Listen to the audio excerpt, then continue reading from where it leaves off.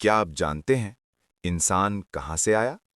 پہلا انسان کیسے پیدا ہوا اور جنت جیسی جگہ سے زمین پر کیوں بھیجا گیا؟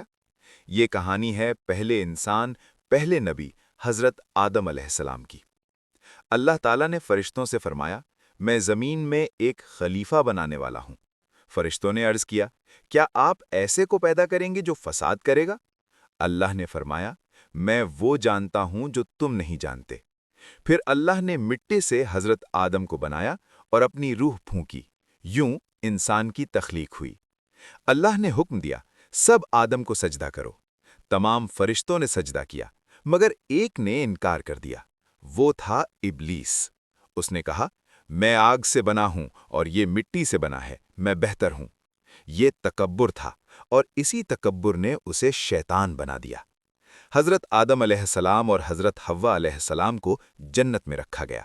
اللہ نے فرمایا، تم یہاں رہو، جو چاہو کھاؤ، مگر اس ایک درخت کے قریب نہ جانا۔ یہ ایک امتحان تھا۔ شیطان نے وسوسہ ڈالا، اگر تم یہ درخت کھاؤ گے تو ہمیشہ زندہ رہو گے۔ آخر کار حضرت آدم علیہ السلام اور حضرت حوا علیہ السلام نے وہ درخت کھا لیا۔ فوراً انہیں اپنی غلطی کا احساس ہوا۔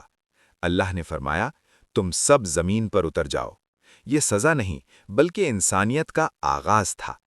حضرت آدم علیہ السلام اور حضرت حوا علیہ السلام زمین پر آئے اور زندگی کا نیا سفر شروع ہوا۔ حضرت آدم علیہ السلام نے فوراً توبہ کی، اے ہمارے رب، ہم نے اپنے اوپر ظلم کیا۔ اللہ نے ان کی توبہ قبول فرما لی۔ یہ ہمیں سکھاتا ہے، غلطی ہو جائے تو فوراً توبہ کریں۔ تکبر انسان کو تباہ کرتا ہے۔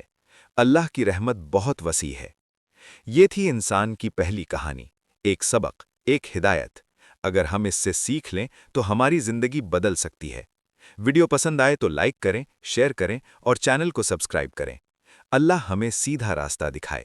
آمین۔